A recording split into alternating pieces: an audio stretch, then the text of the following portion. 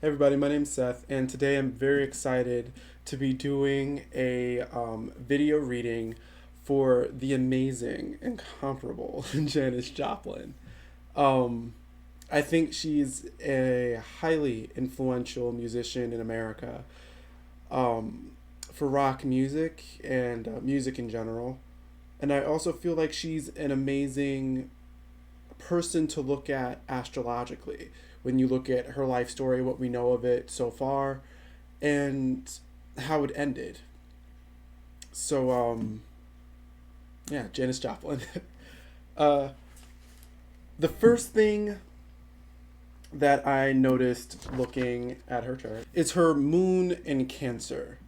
Having moon in Cancer gives you um, unfathomable sort of connection emotionally to everyone around you.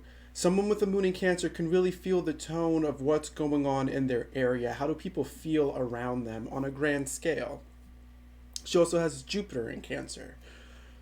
These two planets are in her fifth house, the house of self expression, the house of lost creativity, and children. When we think of Janis Joplin's music, we think of her music being a reflection of the times. We really look at her as a definition of a time and space in America, a time and space in music. She's one of those key factors that represent the 60s and the very late 60s and early 70s. And to see her moon in Cancer being there and her being someone who is relatable and who acts as a reflector of what's going on around her, it makes sense with that moon and Jupiter in the fifth house. So that was the first thing I picked up on when I looked at her chart. The second thing, of course, I picked up on was her sun in Capricorn. When you look at her life story, you see that Janis worked.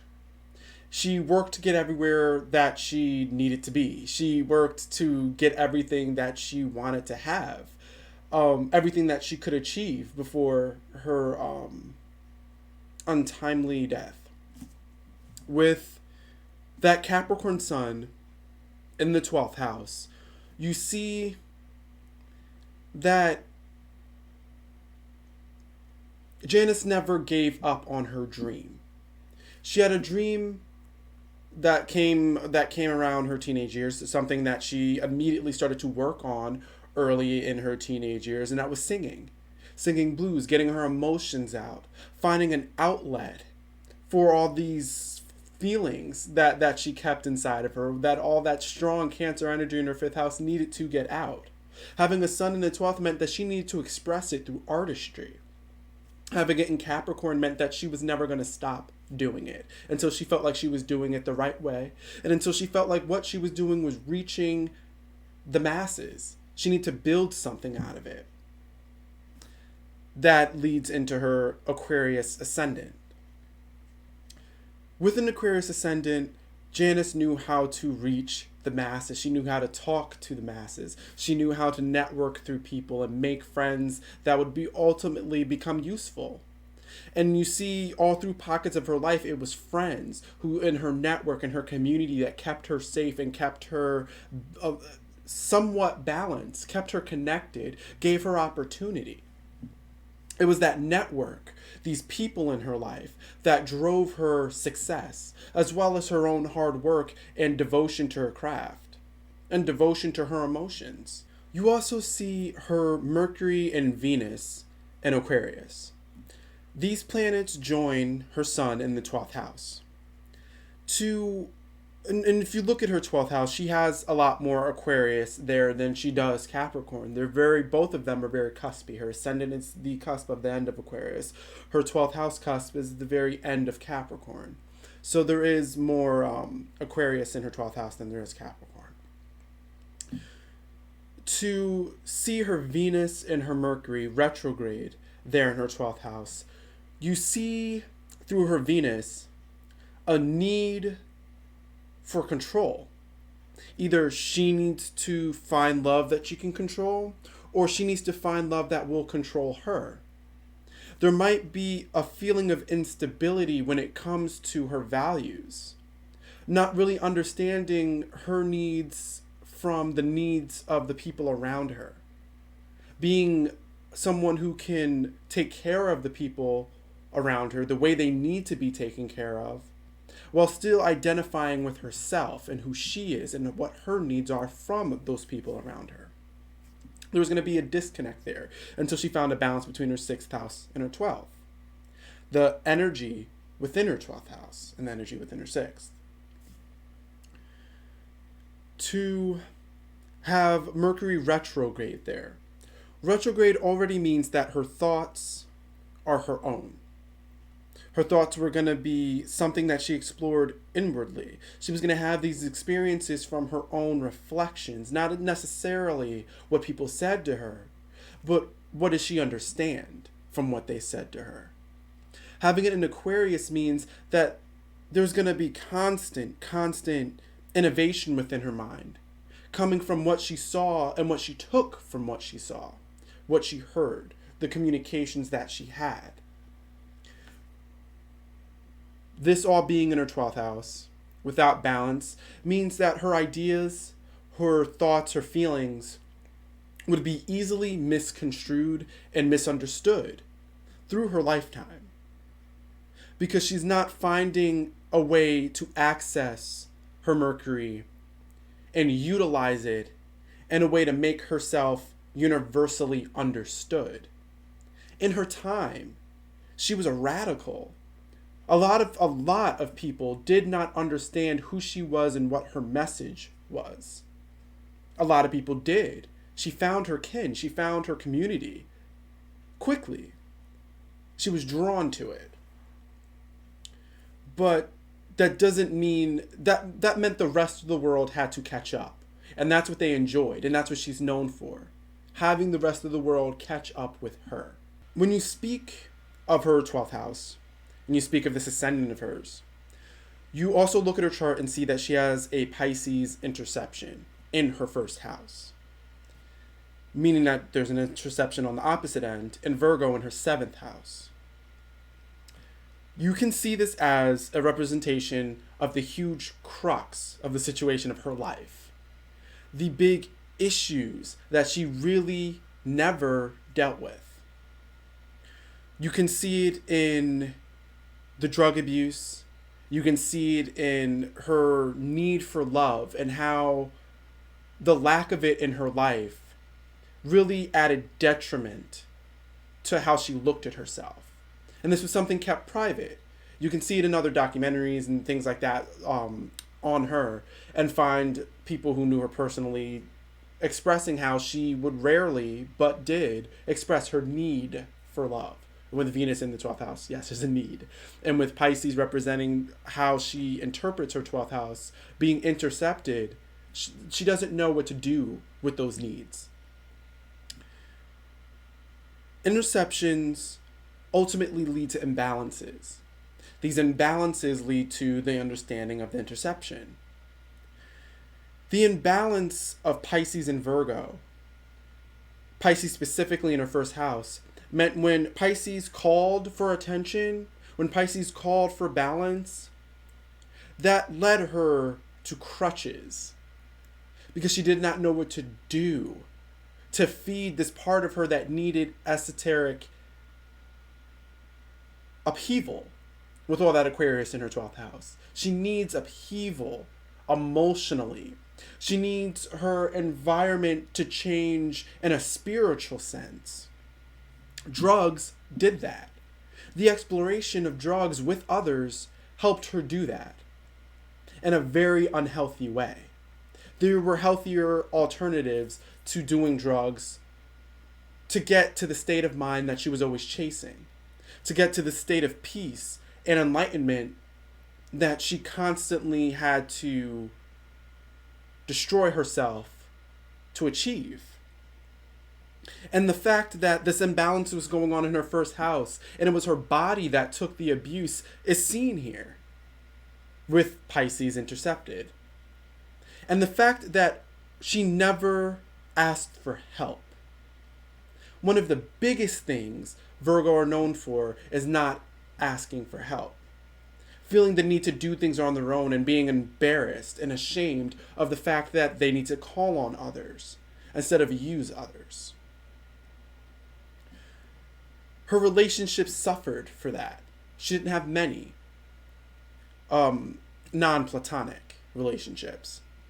And when you look at the relationships with her bandmates, the people that would be closest to a non-platonic relationship, people she was with constantly, there were struggles with her being open with her emotions. There was a struggle with her admitting things. You can even see that Aquarius Ascendant when there was a bandmate that said that Janis had a way of pretending to be out of breath when she was in interviews or at the end of a show. She would like really put on a show as if she gave it her all and there was nothing left to give, and she was just so out of breath, and apparently it was fake to him, whatever that situation was. To be able to deal with something like emptiness, you need to call for outer attention. You need to call for outer upheaval. To put on a front as if you're exhausted and you gave your all to these people means that you're expressing a devotion to them, which will call for a devotion to you. That feeds an ego found in her 12th house, an ego she never learned to understand because of that Pisces interception. Something that a bandmate called out because she did not know how to go to them for help. So she used her body and she used the manipulation of her outer exterior to achieve a feeling. This can also be seen as her drug use. She didn't know how to deal with it with the people around her, so she used drugs to achieve a feeling. She manipulated her own body and her own mind to achieve a feeling that she could understand herself. This whole idea of what she went through can all be summed up within her 12th house and the interception between her 1st and her 7th. I'm being very selective here. I'm very much paying attention to her career, her downfall, and now her personal development to get to the point of having a career at all. Janis was born in a Uranus decade. This calls upon the idea that there are decades starting from your first planet going around from your first house up to your 12th. I don't really know how. Yeah, she was born in a Uranus decade. This meant that she was born into a time of constant upheaval, constant change, a need for radicalism. Janis was born in a small town down south, I think Georgia, where she was surrounded with the ideas of her time. And that was racism, the constriction of women and their rights, and just really being in a small town ideas. Her Uranus being in Gemini, in her 3rd house, has to do a lot with the people around her. She was born in a small town where everyone knew everyone. The gossip was right there. She was right in the midst of what everyone was saying, what everyone was thinking, the exchanging of these ideas. And being born within this Uranus decade, this is what she really clung to as a child. And that was being a radical. She didn't like racism. She didn't understand the things that made her seem lesser than because of her sex. And she stood up for those things. She had something to say about those things. Her ideas were put out there and exchanged with people. People didn't like it, to say the least. And she made a lot of enemies. By the time she hit 10, 11, she was into her Saturn decade. This is the time where she found a calling. She found the skills and the responsibilities that she decided to devote herself to. And Gemini, that meant that there was a strong connection to the communication that she brought to the world. Expressing and perfecting and being responsible for how she communicated with the world. And within this time, Janis really started to perfect her singing, her style, What was she going to go about to express how she felt and the things that she thought? Through this decade, she became a better and better singer. She understood blues. She was out there singing at a club, at a small jazz club, singing the blues. This was something she devoted herself to, something that she practiced. She went out there and she practiced, and she got better and she got better and she got better. She devoted herself to her talent, to what she needed to say. And at 20 years old, that line 2021 between Saturn and her Saturn decade and her moon decade, which was to come next, you saw the fruits of her labor, or she saw the fruits of her labor. Saturn is now leaving. She did what she had to do, and now she found herself in San Francisco. She says she needed to get away from her small town. She'd been through a lot there.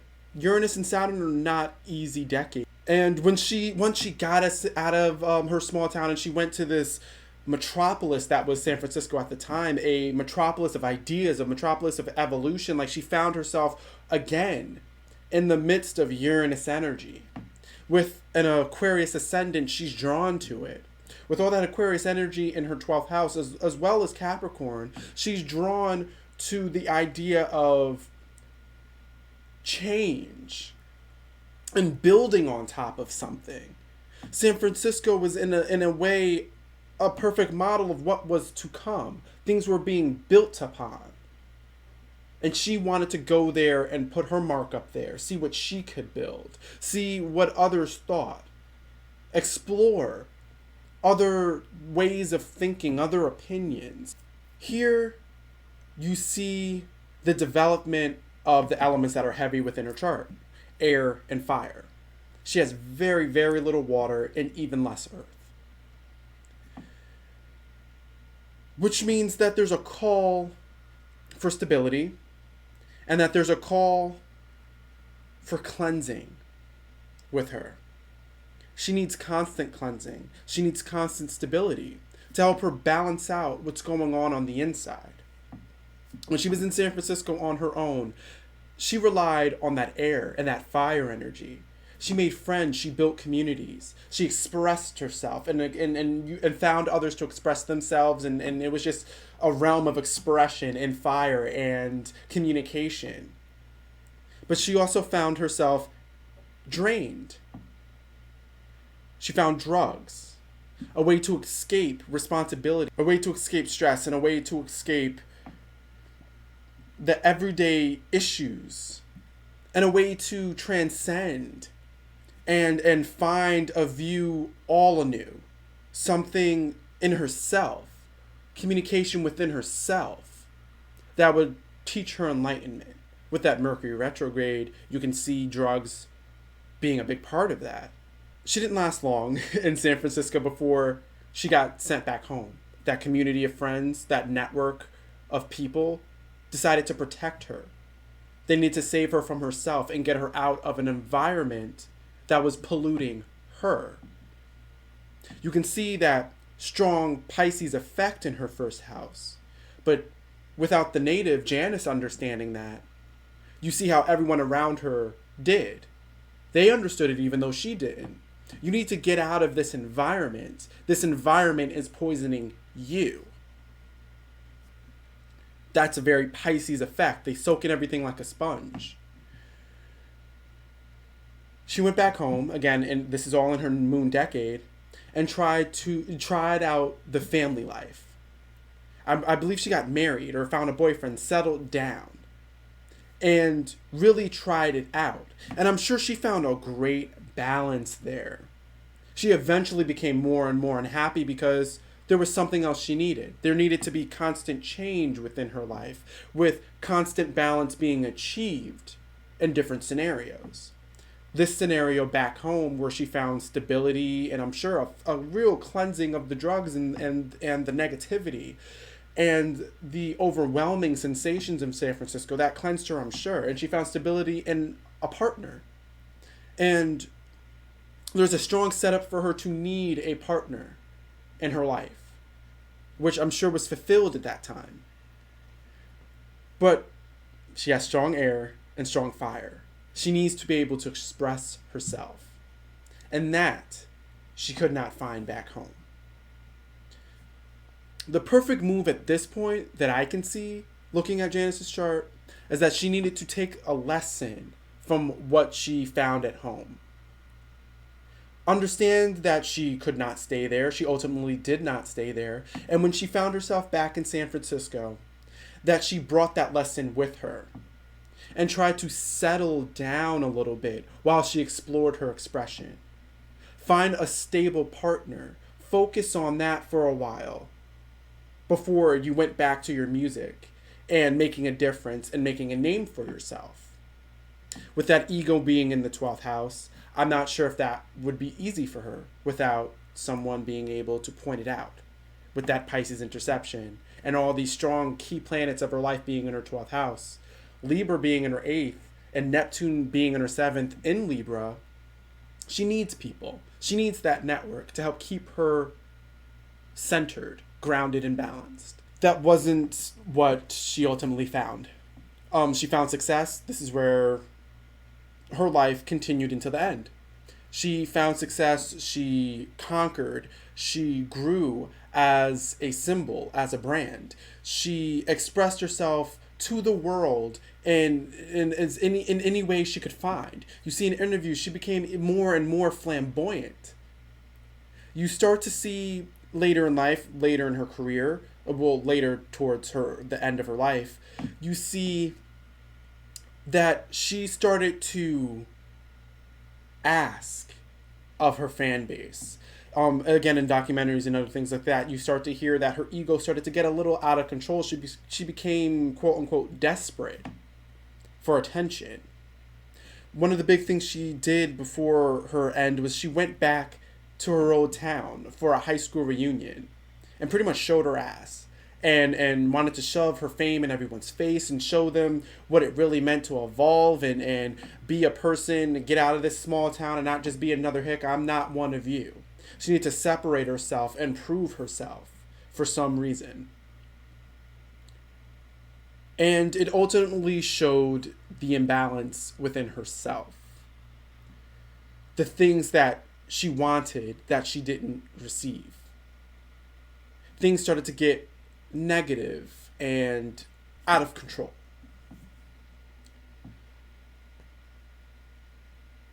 Janis ended up overdosing, kind of just on an everyday night. And she was already playing with fire. It was eventually going to happen if she kept pushing her boundaries.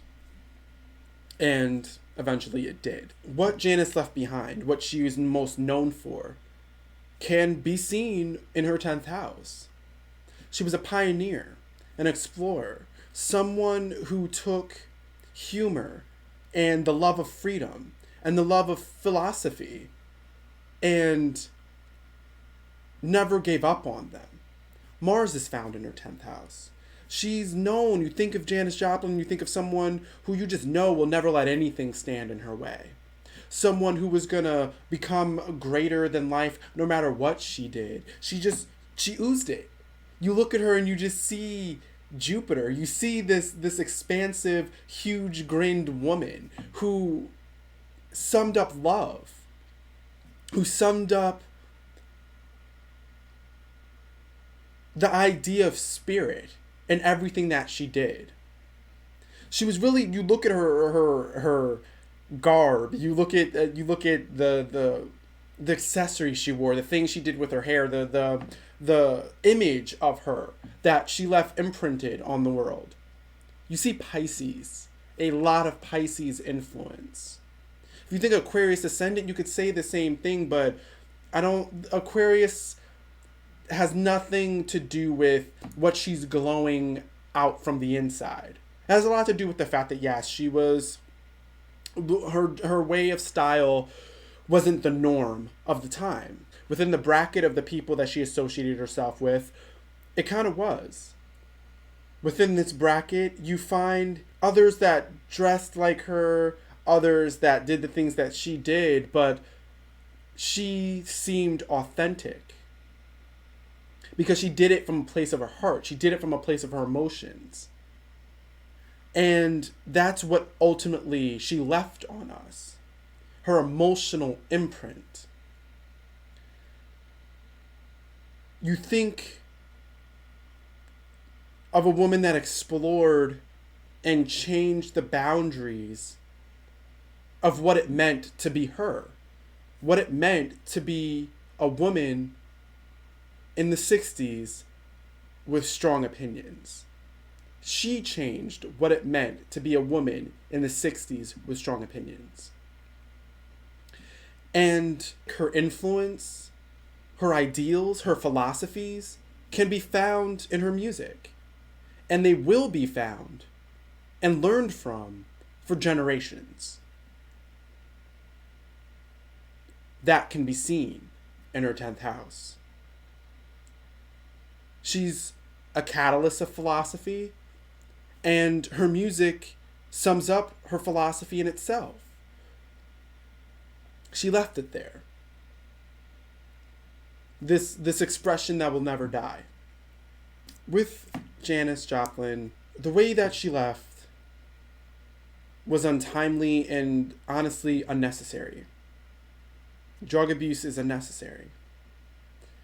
There was a need for balance there. That's what she cried out for. In her songs, that's what you hear her asking for. In her life, that's what you see ultimately not happening. Balance.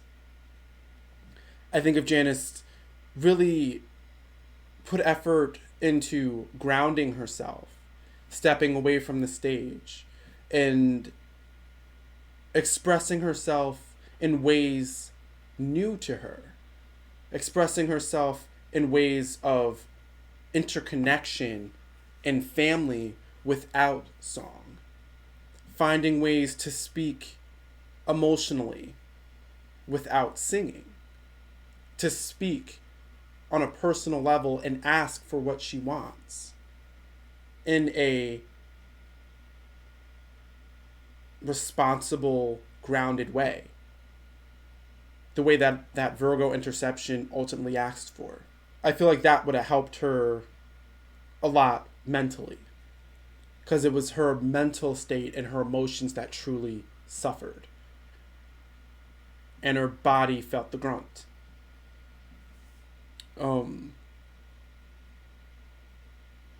Yeah, I kind of feel like this is ending on a very sad note, but it did. Her life ended on a sad note.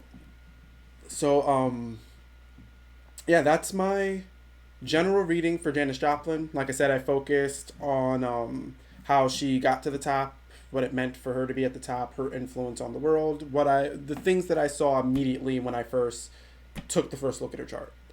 So hopefully you guys enjoyed. Leave a comment if you have something to say about this. Shoot me an email if you want to talk more about Janis or anything else. I put a few links below for her chart, as well as more information about me, how to find me. And yeah, thanks for watching.